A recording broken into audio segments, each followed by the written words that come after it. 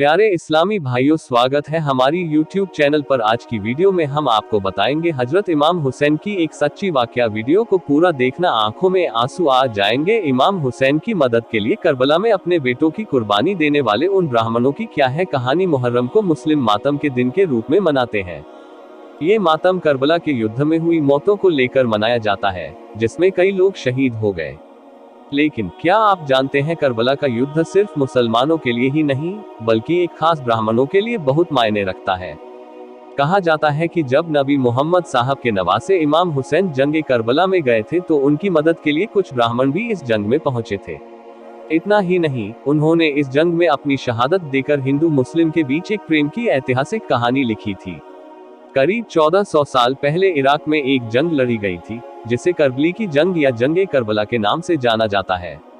मुहर्रम को मुस्लिम मातम के दिन के रूप में मनाते हैं।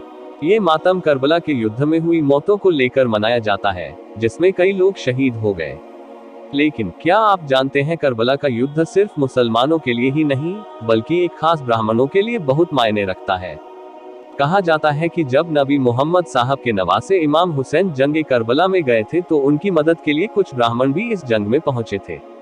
इतना ही नहीं, उन्होंने इस जंग में अपनी शहादत देकर हिंदू मुस्लिम के बीच एक प्रेम की ऐतिहासिक कहानी लिखी थी। ऐसे में हम आपको विस्तार से बताते हैं कि ये जंग किसके बीच हो रही थी और किन ब्राह्मणों ने इमाम हुसैन की मदद की। साथ ही जानते हैं कि उन ब्राह्मणों के प्रेम और भाईचारे को लेकर क्या कहानियां कही जाती हैं और इतिहास के पन्नों में इस जंग को लेकर क्या लिखा गया है। क्या है करबला की लड़ाई? बता दें कि करीब 1400 साल पहले इराक में एक जंग लड़ी गई थी, जिसे करबली की जंग या जंग करबला के नाम से जाना जाता है। इस जंग का मुख्य कारण था एक बादशाह यजीद। यजीद की हुकूमत इराक, ईरान, यमन, सीरिया के कई इलाकों में था और वो लगातार इंसानियत के खिलाफ फरमान जारी कर रहा था। कहा जाता है कि उसने अपने हुकूमत के विस्तार के लिए इमाम हुसैन को गुलाम बनाने की सोची, लेकिन इमाम हुसैन ने गुलामी ना स्वीकार करते हुए उससे जंग लड़ी। इसी लड़ाई का नाम जंग करबला है। किन ब्राह्मणों ने दिया साथ? अब बात करते हैं, इस जंग में जिन ब्राह्मणों का जिक्र किया जाता है वो कौन थे। कहा जाता है कि वे मोहयाल ब्राह्मण थे। जब इमाम हुसैन जंग में जा रहे थे तो उन्होंने मदद के लिए हिंदू राजा और मोहयाल राजा राहिब सिद्धदत्त को इस जानकारी पहुंचाई। इसके बाद राहिब सिद्धदत्त ने भी इस जंग में शामिल होने का फैसला किया, लेकिन जब तक वो वहां पहुंचे इमाम हुसैन शहीद हो चुके थे। बता दें कि वीर मोहयाली सैनिकों ने करबला में जहां पड़ाव डाला था उस जगह को हिंदिया कहते हैं। साथ ही इन मोहयाल ब्राह्मणों को हुसैनी ब्राह्मण के नाम से जानता है। बता दें कि हुसैनी ब्राह्मण अरब, कश्मीर, सिंध, पाकिस्तान आदि जगहों पर रहते हैं और मुहर्रम के दौरान दुख प्रकट करते हैं। हुसैनी ब्राह्मण के जन्म की क्या है कहानी? कहा जाता है कि हुसैन ब्राह्मण हुसैन की दुआ के बाद जन्मे थे।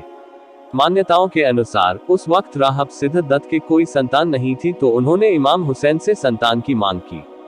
कहा जाता है कि इमाम हुसैन ने पहले उन्हें संतान देने से मना कर दिया, क्योंकि उनकी किस्मत में ऐसा नहीं है। फिर बाद में हुसैन ने बेटों का वरदान दिया और दत्त को 7 बेटे हुए और ये सभी इस करबला की जंग में शहीद हुए। हुसैनी ब्राह्मणों ने जंग में कैसे की मदद? बता दें कि यजीद की फौज ने पहले ही इमाम हुसैन का सिर काट दिया था और उनके सिर को महल की ओर ले जा रहे थे। उस वक्त राहिब दत्त और उनकी सेना ने यजीद से मुकाबला किया और ये सिर ले लिया। कहा जाता है कि इस सिर को बचाने के लिए उन्होंने अपने बेटों का सिर कलम कर दिया और बहादुरी से यजीद का मुकाबला किया। जंग करबला में कई मोहयाली सैनिकों वीरगति को प्राप्त हुए। तो प्यारी सलामी भाइयों, हुसैन की सच्ची वाक्य के साथ इस वीडियो में आपने क्या सीखा, नीचे कमेंट बॉक्स में लिखकर बताएं। फिर मिलेंगे करबला की सच्ची व्याख्या के साथ, तब तक के लिए अपना ख्याल रखें। खुदा हाफिज।